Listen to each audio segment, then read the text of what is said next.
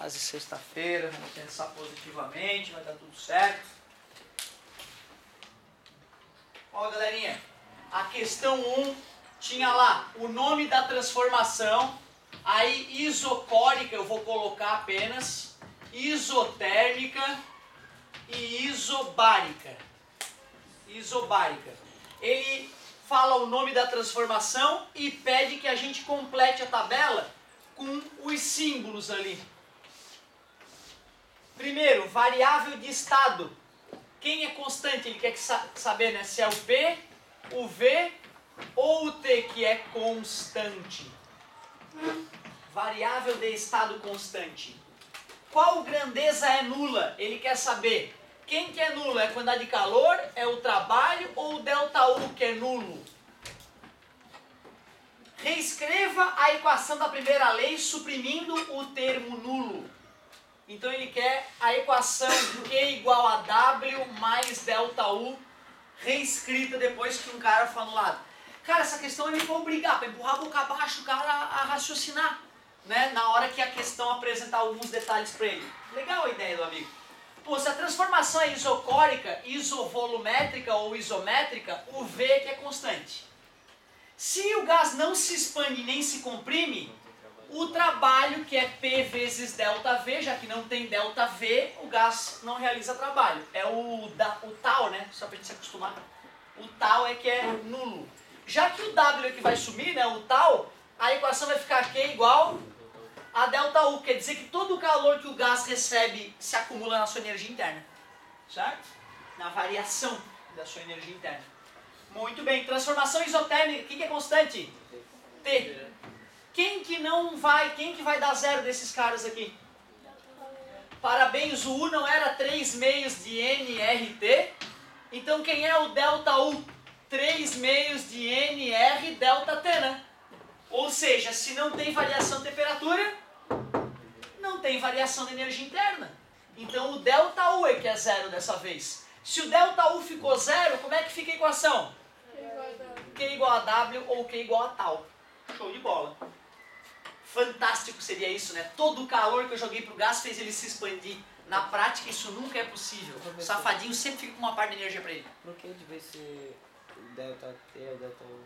Parabéns, ó. ΔU, o que é? É o final menos o inicial. O que é U, energia interna? É 3 meios de nRT menos 3 meios de nRT. Se eu considero que o número de mols se manteve constante, aqui é a temperatura final, energia final, aqui é a temperatura inicial. Colocando 3 meios de nRT em evidência, de nR em evidência, sobra T final menos T inicial. Ou seja, sempre que um gás mantém seu número de mols constantes, eu posso substituir o ΔU pela expressão do U, só que no lugar do T, ΔT. Funciona igualzinho. Na verdade, a gente chegou a fazer outras questões que lembravam, né, que se a temperatura aumenta, o U aumenta, ΔU positivo. Se a temperatura diminui, o U diminui, ΔU, obrigado. Se a temperatura se mantém constante, o U se mantém constante. E aí a variação dá zero, ΔU igual a zero. Show de bola. Cuidado, isso que eu escrevi só é válido quando não vaza nem se acrescenta gás, né, gente? O número de mols não muda, senão fica totalmente inválida a ideia. E aí, isobárica? Pressão que é constante. Quem que se anula? É Q, tal ou ΔU? Engraçado, eu achava que era outro nome, isobárica. De repente eu li errado ali.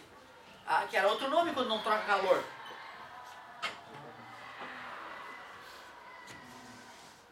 Começa com A. Yeah! Adiabática. A adiabática, gente, é que não recebe calor, o Q é igual a zero. Certo? Só que ninguém fica constante necessariamente na adiabática, não tem obrigatoriedade. E aí sim a fórmula ficaria 0 igual a W mais ΔU ou W igual a menos ΔU. Ou seja, se o gás se expande é porque ele perdeu energia interna, esfriou. Beleza? Aqui era mais uma pegadinha. O P é constante. Quem que se iguala? Quem que se quer zero? Ninguém. Como é que fica a fórmula? Fica completa. Q igual a W mais ΔU. O senhor não tem nenhuma ajuda o fato de a pressão ser constante? O fato de a pressão ser constante só me deixa tranquilo para usar essa fórmula aqui, ó. Porque a fórmula trabalho igual a P vezes delta V só vale para a pressão constante. Porque se a pressão for variável, tem que calcular a área do gráfico P versus V. A área, muito obrigado. Então é isso aí. Se eu tenho lá o gráfico pressão versus volume, não importa qual é a qual é a mudança de pressão, se eu calculo a área deste gráfico aqui embaixo desse gráfico, eu tenho um trabalho. Aí até comentamos, né, que quando o ciclo é no sentido horário, trabalho positivo, né? E é dentro do ciclo, a área de dentro. Trabalho no sentido, ciclo no sentido anti-horário, trabalho negativo.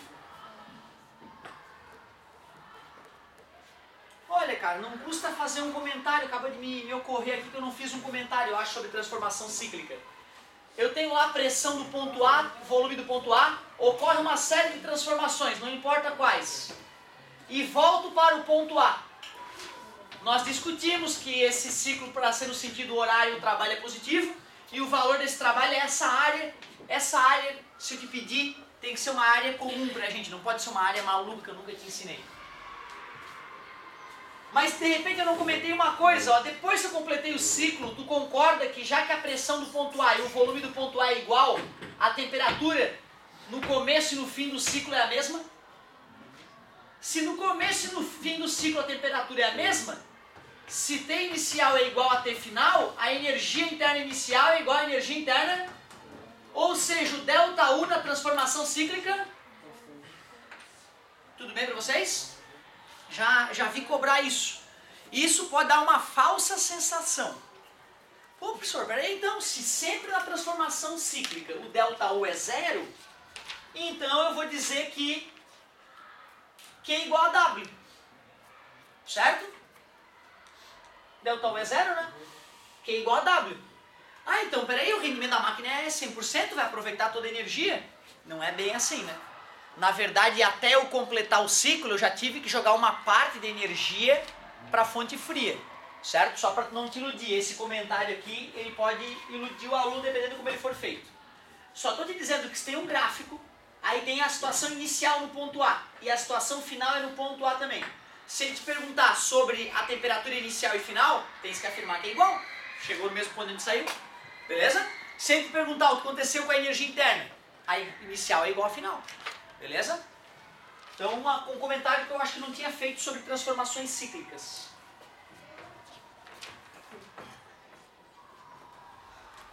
Tu vê, né, cara? Nem sempre que eu lembrei desse comentário, de fazer esse comentário. Muito bem. A questão 1 era light, vamos para a questão 3, já que a 2 já foi feita.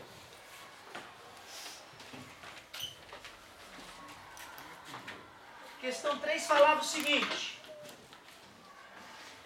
ao receber 100 calorias de energia na forma de calor, Q igual a 100 calorias, um gás sofre uma transformação isotérmica. Temperatura inicial igual a temperatura final. Já posso concluir o que mesmo? Que a energia final é igual à energia inicial e que o ΔU é zero. Olha como foi bom ter completado a tabela antes de fazer a 3. Uma transformação isotérmica é caracterizada por ser lenta, havendo assim tempo suficiente para que o gás troque calor com o meio externo e mantenha a temperatura constante. Bacana esse comentário que ele fez. Ó. Na prática, se eu for fazer uma transformação gasosa rápida, ela nunca vai ser isotérmica. Calcule a variação da energia interna. Pois não.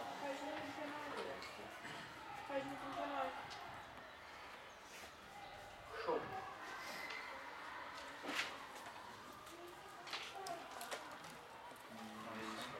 É isso aí. Q é igual a W mais ΔU, né? Concorda comigo? O Q é 100, né? W é 100. Mas ele perguntou o que primeiro? Tu vê, né, cara?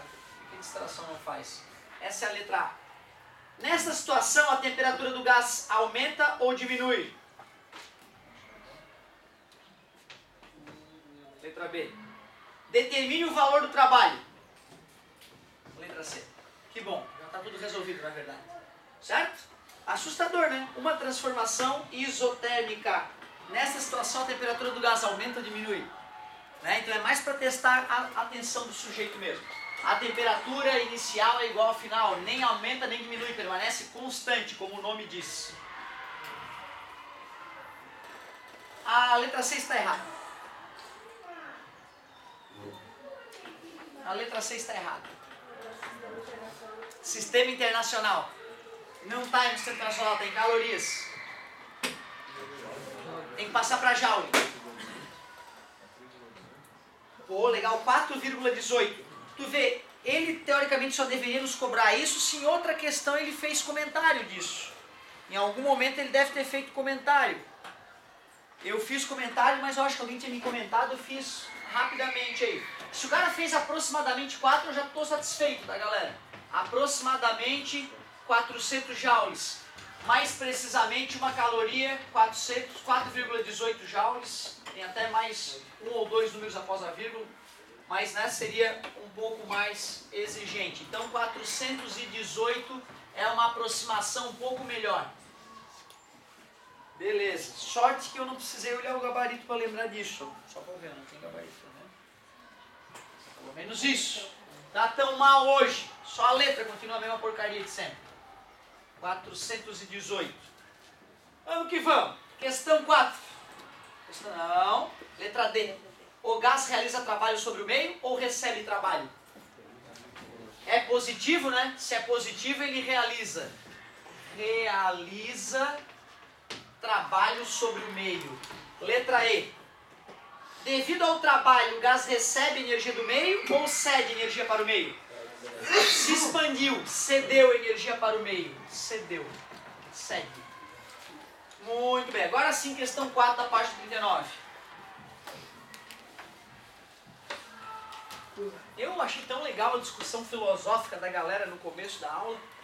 Isso é muito importante.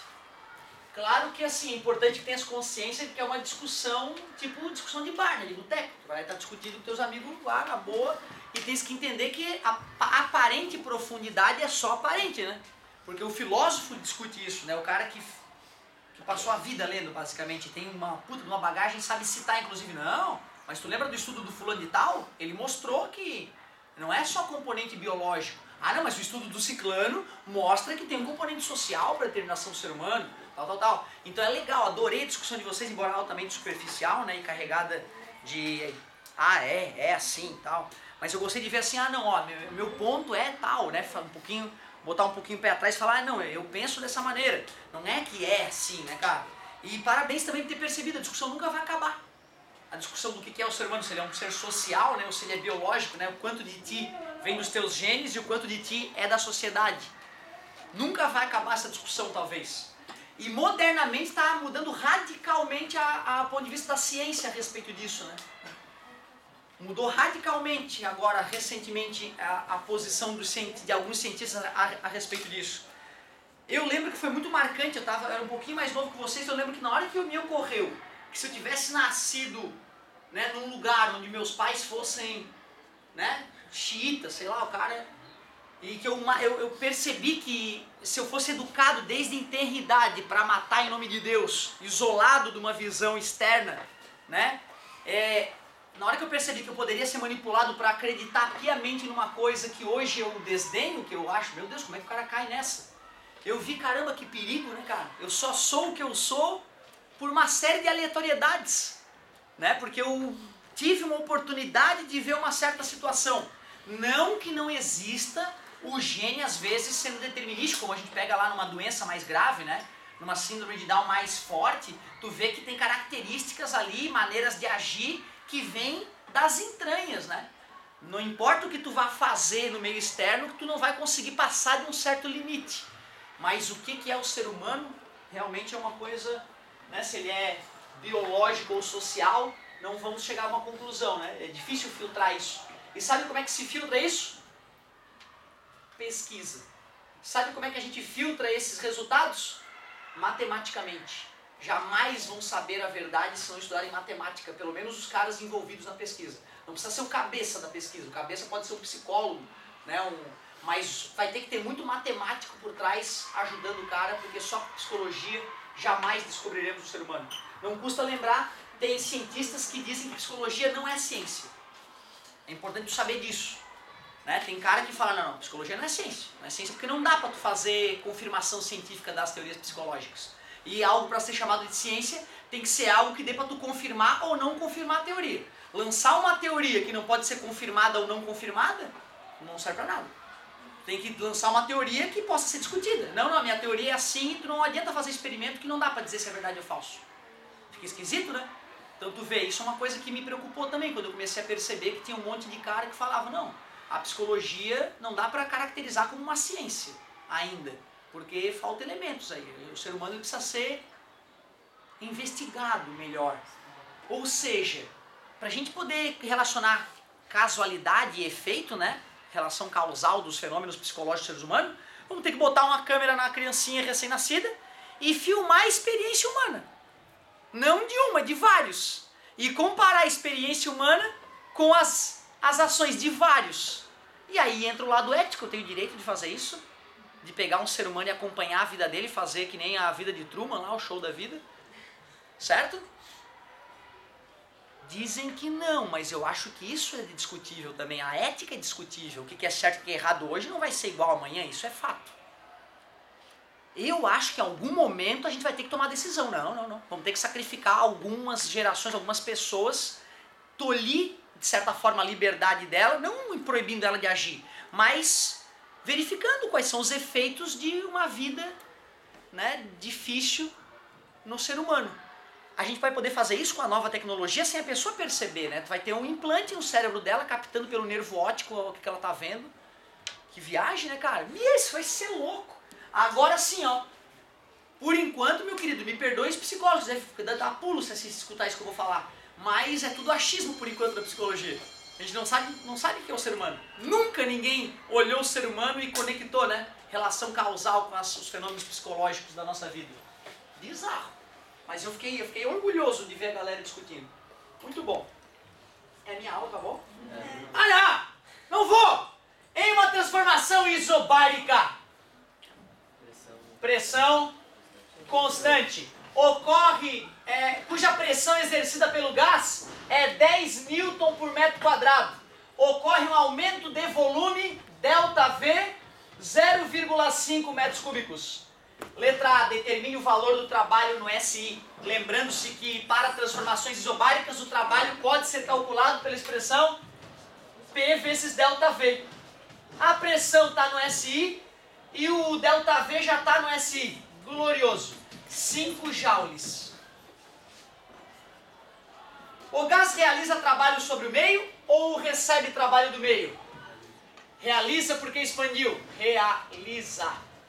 Letra C. Devido ao trabalho, o gás ganha energia ou cede energia para o meio? Se expande, cede. Letra D. Se durante essa expansão o gás recebeu 20 joules de energia na forma de calor, Q igual a 20 joules, qual a variação de energia interna? Q igual a W mais ΔU. 20 é igual a 5 mais ΔU. Recebeu 5, recebeu 20, cedeu 5, acabou que aumentou a energia interna em 15. Esfriou ou esquentou? Esquentou, né? A temperatura do gás aumenta. Show de bola, muito obrigado pela paciência e pela atenção. Faltou o que de corrigir? 41. E não pedi nada da cíclica? Dá uma lidinha então de transformação cíclica. Aí na próxima aula eu faço o exercício e vamos finalizar revisando, aliás, falando da segunda termodinâmica, que está faltando para dar bicuda. Não usem drogas, usem preservativos. Leiam bastante e até segunda.